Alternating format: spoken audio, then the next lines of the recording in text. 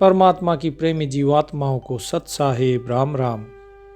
सतगुरु कबीर साहिब कहते हैं कि यह जीवन बड़ा ही अनमोल है और इसका उपयोग उस परमात्मा के सुमरन के लिए करना चाहिए, ताकि जो मनुष्य का अंतिम लक्ष्य है, मनुष्य जन्म का अंतिम लक्ष्य क्या है?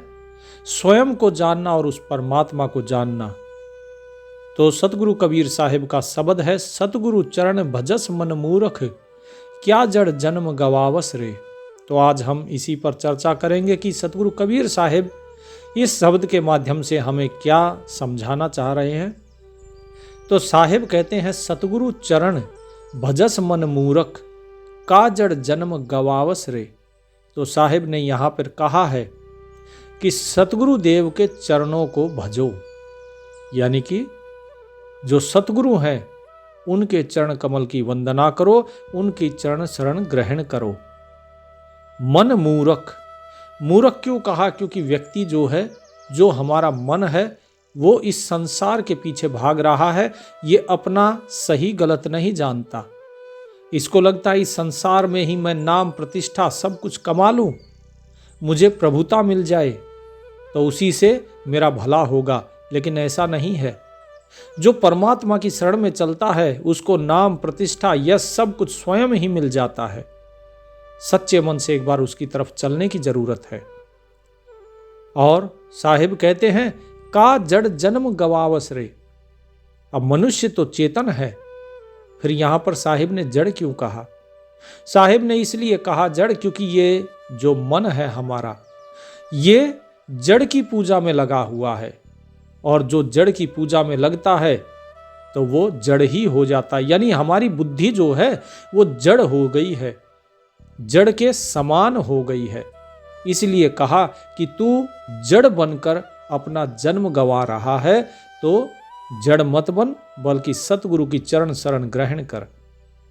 साहिब कहते हैं आगे कि कैसे करनी है चरण शरण ग्रहण करनी, कैसे? कि कर प्रतीत जपस उर अंतर, निस दिन ध्यान लगावस रे। सबसे पहले क्या करो? कि सतगुरु से प्रतीत अर्थात प्रेम करो, उस मालिक से प्रेम करो, उस साहिब से प्रेम करो। हमारा प्रेम इस संसार में है, हम निरंतर इस संसार का ध्यान करते हैं। साहिब कहते हैं कि परमात्मा से प्रेम करो और उस परमात्मा को ही जपो, अपने हृदय में केवल उसी का भाव रखो। आपने अक्सर देखा होगा कि जो पुराने समय में स्त्रियां कुएं से पानी भरकर लाती थी, वो चलते चलते आपस में बात करती, सर पे मटकी रहती, लेकिन उस मटकी पर उनका हाथ नहीं होता था। वो आपस में हाथ हिलाती चलती और बात करती चलती, लेकिन उनका ध्यान उस मटकी में रहता था कि वो डोले नहीं, उसका बैलेंस ना बिगड़े। तो हमेशा इनकी जो सूरत थी, जो ध्यान था, वो उसी में रहता था। तो साहिब इसी प्रकार कह रहे हैं कि निस दिन, निस माने रात्रि, दिन माने दिन में, कि दिन हो या रात हो, आपका ध्यान केवल उस मालिक में होना चाहिए। आप दिन में अपने सारे कार्य कीजिए। जिस तरह पनिहारी पानी भर के लाती है, सारे काम करती, बात करती आती है, लेकिन उसका ध्यान केवल उस मटकी में होता है। ठीक इसी प्रकार आपको भी ध्यान रखना है। द्वादश कोस बसत तेरा साहिब। अब ध्यान कहाँ लगाना है? साहिब ने कहा निज दिन ध्यान लगावस रे, तो उसका जवाब आगे दिया है, द्वादश कोस बसत तेरा साहिब, तहां सुरत ठहरावस रे। कि जो तुम्हारा साहिब बसता है, जो मालिक है तुम्हारा, वो कहाँ है? वो 12 कोस पर है, ज्यादा दूर नहीं है, केवल 12 कोस पर है। और वहां पर अपनी सूरत जो है उसे ठहराओ। हमारी सूरत कहाँ है? संसार में। सूरत का अर्थात कि जो हमारी चित्त वृत्ति है वो संसार में लगी रहती है। हम कभी अपनी आत्मा की तरफ तो देखते ही नहीं, जानते ही नहीं।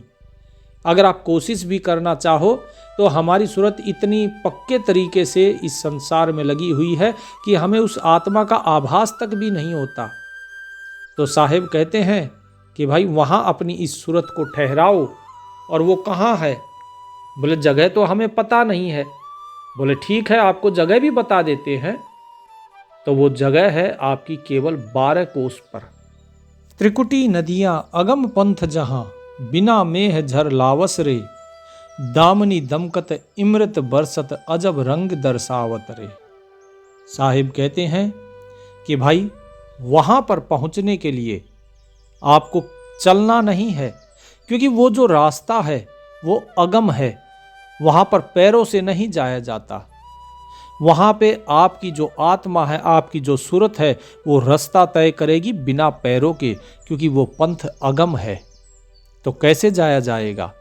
कि वहां पर जाने का रास्ता है तुम्हारी 3 नदियों के माध्यम से। और ये 3 नदियां हैं गंगा, यमुना, सरस्वती। ये गंगा, यमुना, सरस्वती कौन सी हैं? जो गंगा और यमुना है ये है आपकी इला और पिंगुला, और जो सरस्वती है वो है आपकी सुषुम्ना। और ये तीनों नाड़ियां आकर मिलती हैं त्रिकुटी पर। तो इसीलिए कहा त्रिकुटी नदियां, कि इस त्रिकुटी पर जो नदियां आके मिलती हैं वहां से वो रास्ता शुरू होता है। और बिना ही मेह, मेह अर्थात बादल, यानी कि बिना बादल के ही बरसात होती है वहां। जिस प्रकार बिना मार्ग के वहां जाया जाता है, बिना पैरों के जाया जाता है, ऐसे ही बिना बादल के वहां बारिश होती है, बरसात होती है। साहिब कहते हैं दामिनी दमकत अमृत बरसत अजब रंग दर्शावत रे, कि जब आप साधना में बैठेंगे और अपनी जो इंद्रियां हैं इन इंद्रियों को वश में करेंगे, तो जब आप वश में कर लेंगे, वश में करने के बाद फिर आगे बढ़ते हैं इस मार्ग में नाम सुमरन के माध्यम से, तो क्या होता है? तो आपको ऐसा प्रकाश दिखाई देगा मानो बिजली चमक रही हो।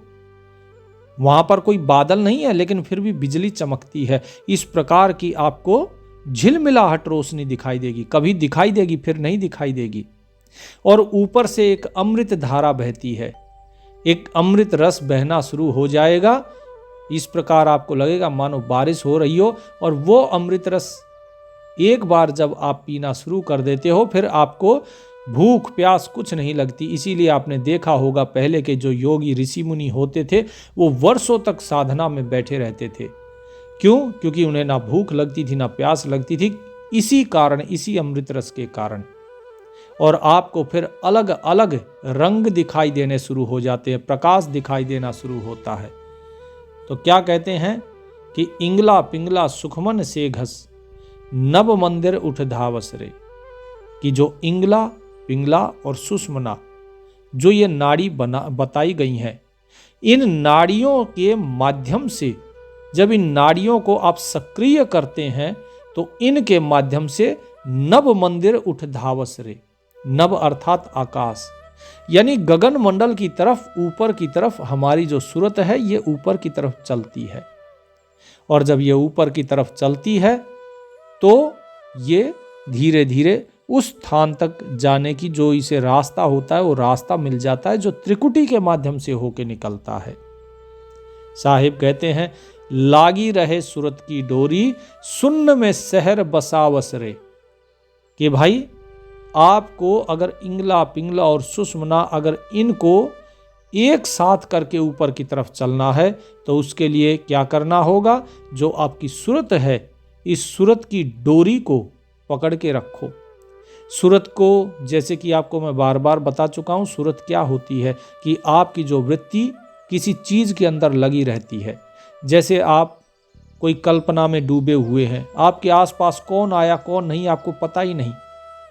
आप जैसे कक्षा में बैठे हो या कोई कुछ आपको बता रहा है लेकिन सामने वाला बता रहा है और सुनते सुनते अचानक आपका दिमाग कहीं और चला जाता है, आप किसी और कल्पना में रहते हो और सामने वाला क्या बता रहा है वो आपको कुछ पता ही नहीं रहता। आप उस समय शारीरिक रूप से उपस्थित हो लेकिन मानसिक रूप से नहीं। तो यही चीज साहिब बता रहे हैं कि आप जो है यही काम करो कि आपकी जो सूरत है वो सूरत इंगला पिंगला के साथ एक हो जाए और शून्य के अंदर आप पहुंचो। शून्य क्या चीज है? शून्य है जहां पर ना ही कोई कर्म है ना क्रिया है, ना ही वहां पर कोई किसी प्रकार का जो संकल्प विकल्प होते हैं ना, मन के विचार, ये सब कुछ भी नहीं है। जब व्यक्ति समाधि में बैठता है तो समाधि में बैठते समय कई चीज़ें आती हैं। सबसे पहले आता है विक्षेप, जब मन इधर उधर भागता है। फिर आती है नींद, अगर मन लगना शुरू हो जाए तो नींद आती है। फिर आती है कसाय अवस्था, जहाँ ना नींद है ना विक्षेप है, लेकिन कोई विचार भी नहीं है। अजीब प्रकार की वो स्थिति हो जाती है, मन भी नहीं लगेगा। और उसके बाद अंतिम है रसास्वाद। रसास्वाद अर्थात आपको एक रस आने लगता है, आनंद आने लगता है, जो कि साहिब ऊपर बता चुके हैं। लेकिन साहिब कह रहे हैं कि वो जो अमृत बरस रहा है, जिसका आप रसास्वाद ले रहे हो, उससे भी आपको आगे चलना है। और आगे जब चलोगे तो आता है शून्य, कि ये चारों भी जब पार हो जाते हैं उसके बाद एकदम मन शांत हो जाता है, फिर कुछ भी नहीं रहता। वहाँ ना आप हो ना ये संसार है, कुछ भी नहीं, वो है शून्य। इसीलिए उसे कहा है शून्य। लेकिन उस शून्य में भी शहर बसा हुआ है ना अजीब बात, कि शून्य है फिर भी शहर बसा हुआ है। तो साहिब यही चीज कह रहे हैं कि वो शून्य मंडल कहिए, चाहे उसे शून्य गुफा कहिए, चाहे कुछ भी कहिए, शून्य शहर कहिए, वहाँ पर उस मालिक का दरबार है, वहाँ वो शून्य शहर बसा है। अब उसके लिए क्या करना है आपको? इंगला पिंगला और सुखमना के बारे में तो बता दिया, लेकिन एक चीज और बतानी है। और वो क्या है? वो है कि भाई आप उस सुषमना के माध्यम से पहुंचोगे कैसे?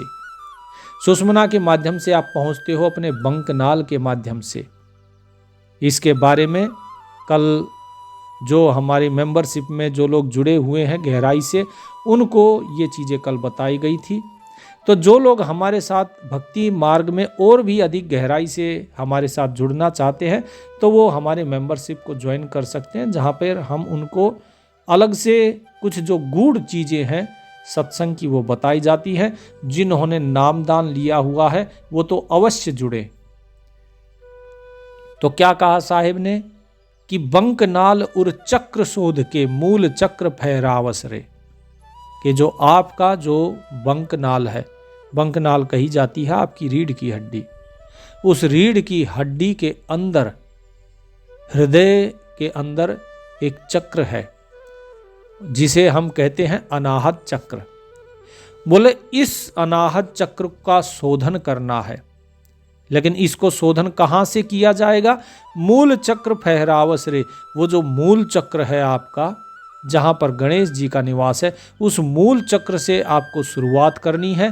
क्योंकि इस बंकनाल की या फिर कहिए रीढ़ की हड्डी की, इसकी शुरुआत वहीं से होती है और वहीं से सुषमना नाड़ी जागृत होकर आपकी कुंडलिनी जागृत होते हुए और आप इस अनाहत चक्र तक पहुँचेंगे जो बंकनाल में है। और इस तक पहुँचने का रास्ता कहाँ से आएगा? इस तक पहुँचने का रास्ता है मक्रतार के द्वारा। मक्रतार कैसे? कि मकड़ी, मक्र माने मकड़ी, तार माने ताना।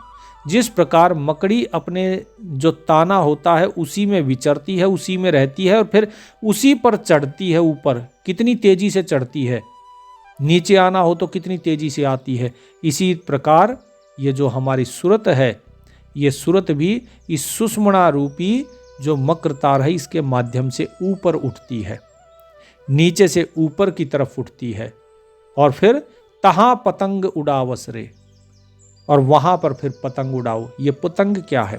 ये पतंग है अपनी सुरती, अर्थात जो अपनी सूरत नीचे है इसको सुषमना रूपी मक्रतार के माध्यम से ऊपर की तरफ उड़ाओ और वहाँ पर पहुँचाओ। कहाँ? जो आपका अनाहत चक्र है, जो उर में है, उर चक्र, हृदय कमल तक, तो वहाँ तक इसको लेकर जाओ। फिर साहिब कहते हैं बिन सरहद अनहद जहां बाजे, कौन सुर जहां गावस रे। वहां पर कोई सरहद नहीं है, कोई सीमा नहीं है, क्योंकि जब तक हम इस शरीर के अंदर हैं हमारी सीमा है, क्योंकि काल ने हमें सीमित बनाया हुआ है।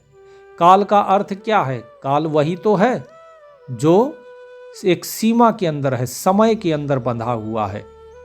और जो समय से बाहर हो गया वो असीम हो गया। जो समय में बंधा है उसका जन्म है, मृत्यु है। उसको अगर बनना है, निर्माण होता है, तो उसे नष्ट भी होना है। सृष्टि उपजी है तो एक दिन इसका विनाश भी होगा। तो साहिब कहते हैं कि वहां पर उस मालिक के उस दरबार में कोई सरहद नहीं, और वो कोई हद नहीं उसकी, वो अनहद है। और वहां पर जब व्यक्ति जाता है तो उसे फिर अलग अलग धुन सुनाई देती हैं, जैसे कोई बाजा बज रहा हो, अनहद शब्द। किसी को झिंगुर की आवाज सुनाई देगी, किसी को घंटे की, किसी को शंख की। इस प्रकार से जैसे जैसे व्यक्ति आगे बढ़ता जाएगा तो उसे ये अनहद नाद सुनाई देता जाएगा। ऐसा लगेगा कोई वीणा बजा रहा है या शंख बजा रहा है। तो साहिब पूछते हैं कि बिन सरहद अनहद जह बाजे, कि जहाँ पे ना तो कोई सरहद है, कोई सीमा नहीं है, और जहाँ पे अनहद नाद हो रहा है, वहाँ पर कौन बजा रहा है इस अनहद नाद को? कौने सुर जह गावस रे, कि वहाँ पे कौन सा देवता है जो इस सब को बजा रहा है, जो दिन रात ये अनहद नाद बजता रहता है।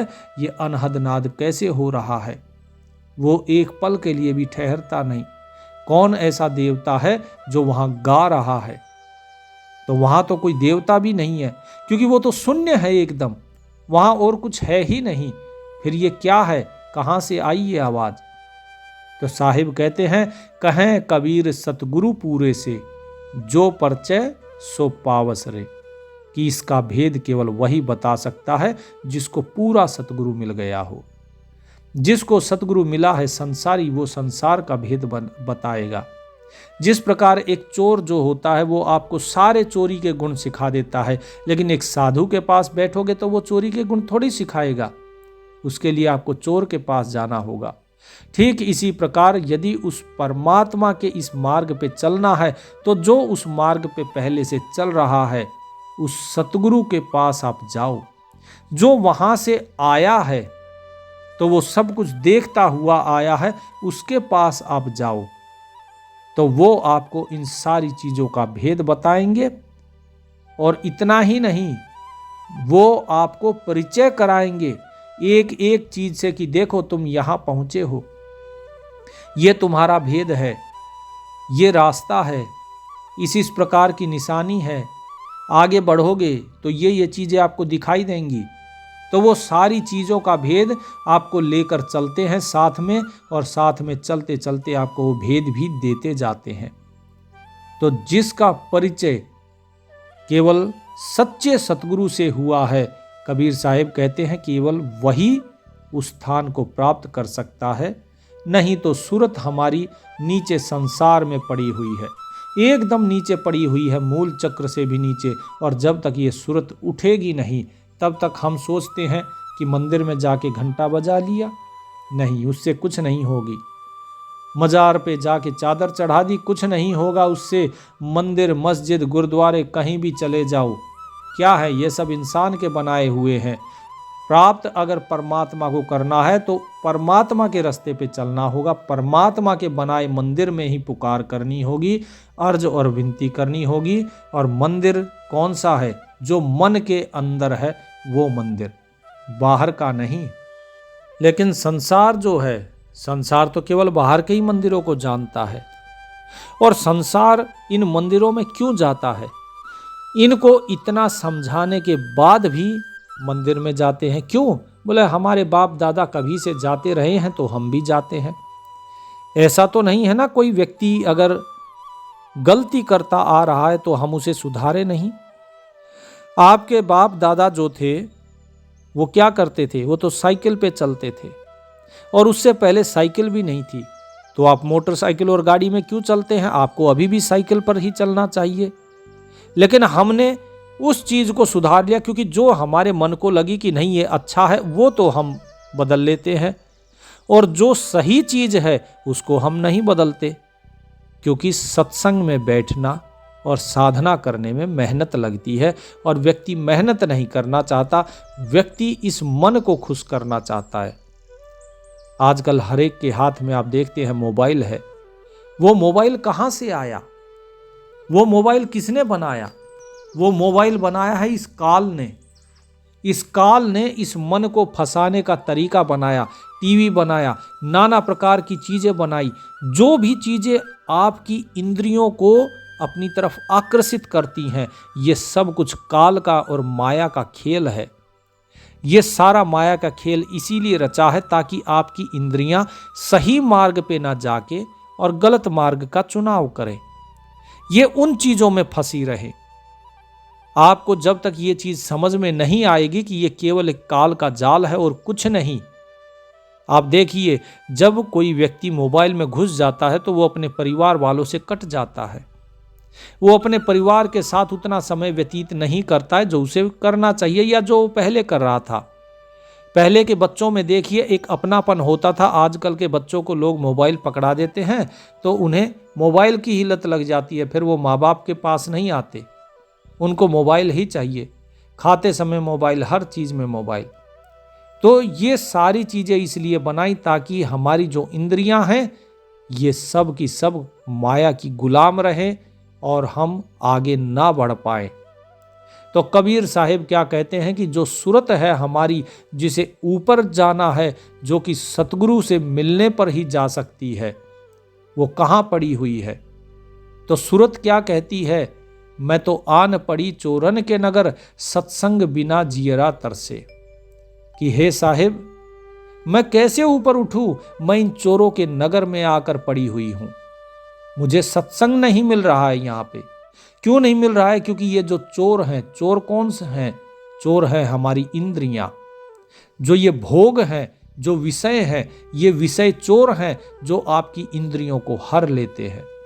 जिस प्रकार चोर दूसरों का धन हर लेता है, इसी प्रकार ये भोग, ये विषय, ये हमारी इंद्रियों को हर लेते हैं। ये हमारी इंद्रियों के चोर हैं। क्योंकि सत्संग तो मिल नहीं रहा है, सत्संग की तरफ ये मिलने जाने ही नहीं देते। माया बनने ही नहीं देती सत्संग का योग, काल बनने ही नहीं देता सत्संग का योग। तो क्या किया जाए? क्योंकि सत्संग में यदि आप जाएंगे तो आपकी जो इंद्रियां हैं वो सही रास्ते पर आ जाएंगी, और वो सही रास्ते पर आ गई तो जो चोर हैं वो इन्हें अपने वश में नहीं कर पाएंगे। इसीलिए माया सत्संग के निकट नहीं जाने देती। और इसी कारण यहाँ सूरत क्या कह रही है साहिब से कि सत्संग बिना जियरा तरसे, कि सत्संग के बिना ये जो जीव है ये तरस रहा है। इस सत्संग में लाभ बहुत है, तुरंत मिलावे गुरु से। कि ये जो सत्संग है, इस सत्संग के बैठने में बड़े लाभ है। आध घड़ी की आध घड़ी आदि से पुनि आध, कबीर संगत साध की मिटे कोट अपराध। कि संगत, सत्संग क्या होता है? सत्संग होता है संत का संग और सत्य का संग। जो सत्य है उसका संग करो। लेकिन उस सत्संग में बैठने से बड़े लाभ मिलते हैं। लाभ क्या है?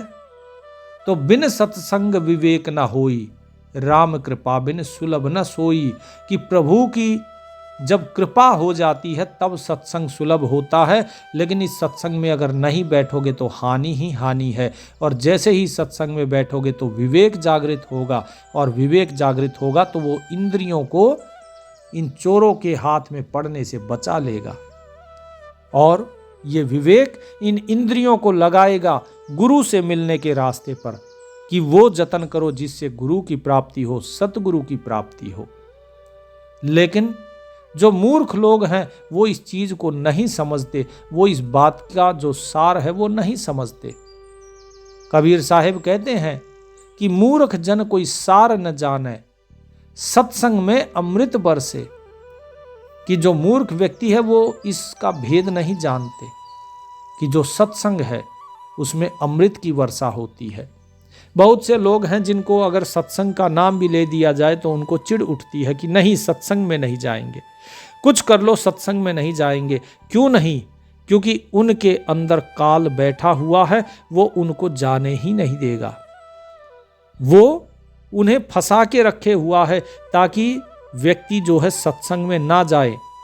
क्योंकि सत्संग में यदि गए तो आपको सुख मिलेगा, सत्संग में गए तो ज्ञान मिलेगा, सत्संग में गए तो आनंद मिलेगा, सत्संग में गए तो संस्कार मिलेंगे, सत्संग में गए तो हृदय शुद्ध होगा, सत्संग में गए तो आत्म शांति मिलेगी, सत्संग में गए तो मुक्ति है, सत्संग में गए तो भक्ति है।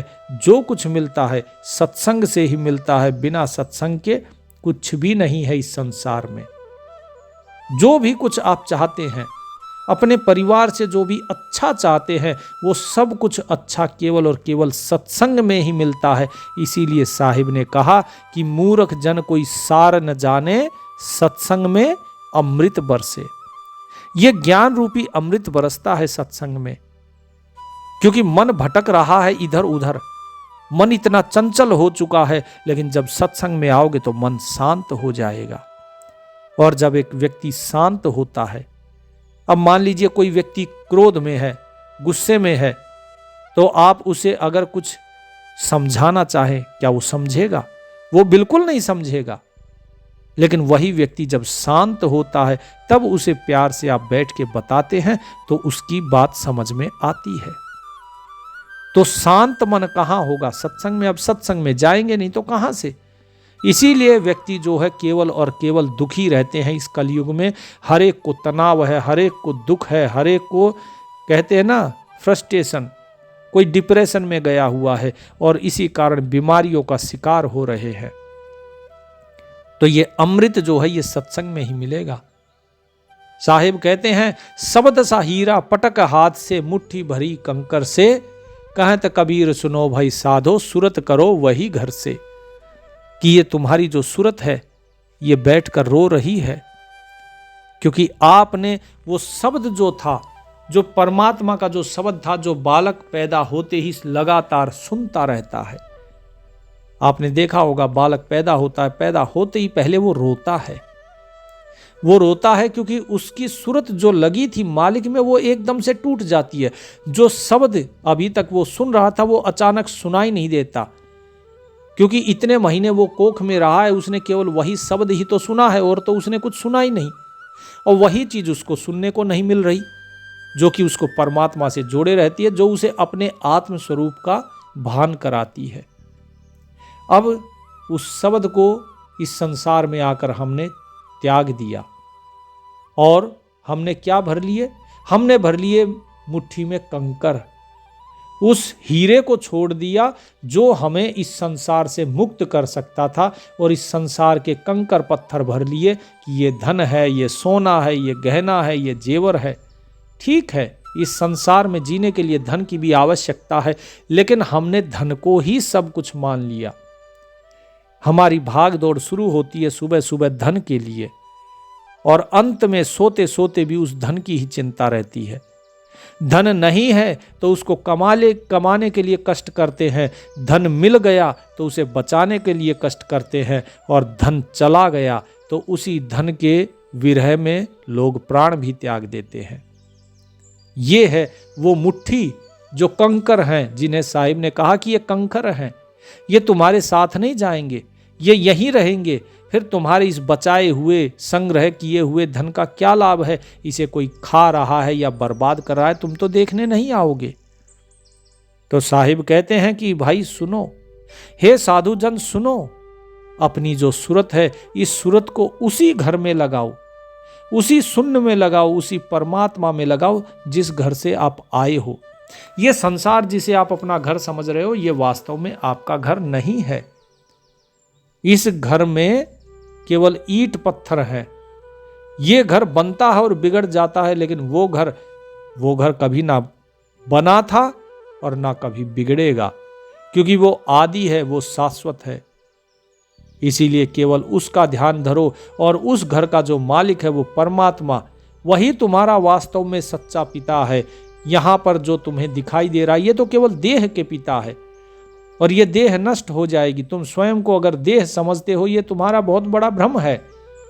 इस भ्रम से बाहर निकलो। जब तक इस भ्रम जाल से आप बाहर नहीं निकलोगे, तब तक जन्म जन्म भटकते रहोगे।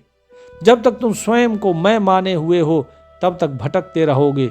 जब इस मैं से मुक्त होगे तभी मुक्ति होगी, और उसके लिए अपनी सूरत को उठाओ इस संसार से, जो कि इस मूल चक्र के भी नीचे दबी पड़ी है, इसको उठाओ और मूल चक्र को जागृत करो और धीरे धीरे अपने हृदय कमल तक पहुंचो और फिर वहां से आगे बढ़ो और फिर 12 कोस पे तुम्हारा वो साहिब रहता है, उसको प्राप्त करो।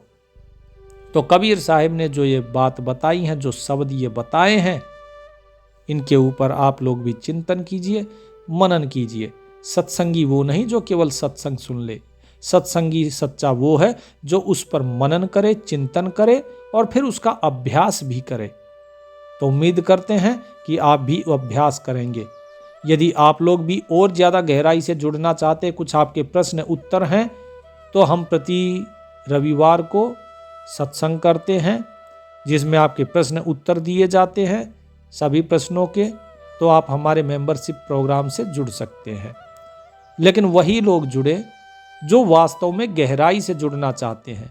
बेकार की भीड़ कृपया ना लगाएं, क्योंकि बेकार की भीड़ में जो वास्तव में अच्छे लोग हैं, जो गहराई से जुड़ना चाहते हैं, उनके प्रश्न भी दब के रह जाते हैं। तो मेरा आप सभी से निवेदन है, और खासकर जो लोग नाम लिए हुए हैं वो अवश्य जुड़े। परमात्मा आप सभी का कल्याण करें। सत साहिब।